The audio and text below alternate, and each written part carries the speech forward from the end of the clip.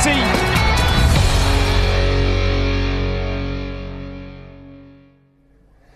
Here we go then, the Manning era begins in West London. Bristol City hit the M4 and arrive in Shepherd's Bush to take on a struggling QPR. It's a tale of two new managers today though, of course. Liam Manning begins life in the hot seat for the Reds, and Marty Swente. Have you with us, first of all, welcome.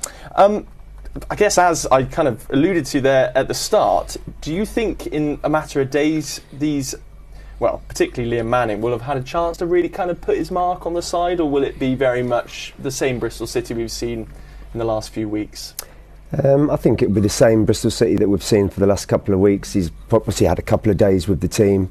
He would have had some influence probably from Brian and a couple of the staff that remain here, and it'll be interesting to see how they perform today with, like you say, two relatively new managers. And I guess for the players, will it just be a case of him probably saying to them, this is really just a kind of free hit, really. I just want to see what you're about.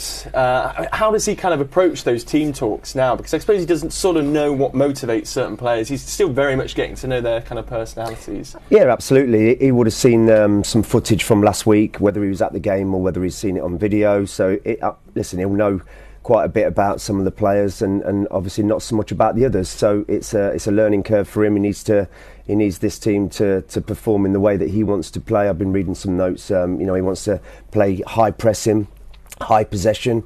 So it seems to me he wants to pinch the ball high up the pitch and then go from there. So really looking forward to the game.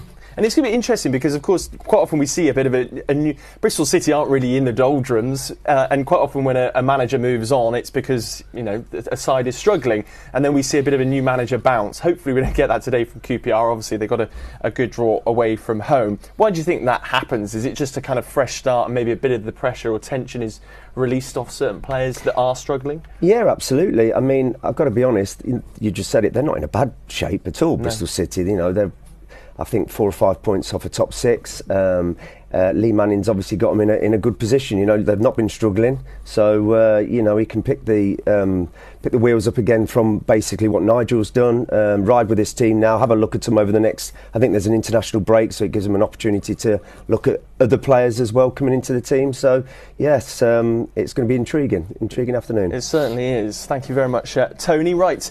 Let's head across then to our league commentator for the afternoon, Alex Duffel. He's got all the team news.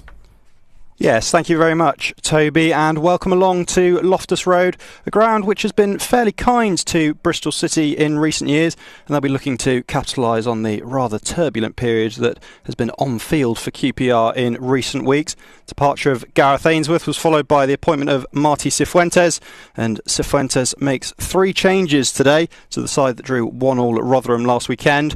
Osman Kakai comes in for Reggie Cannon.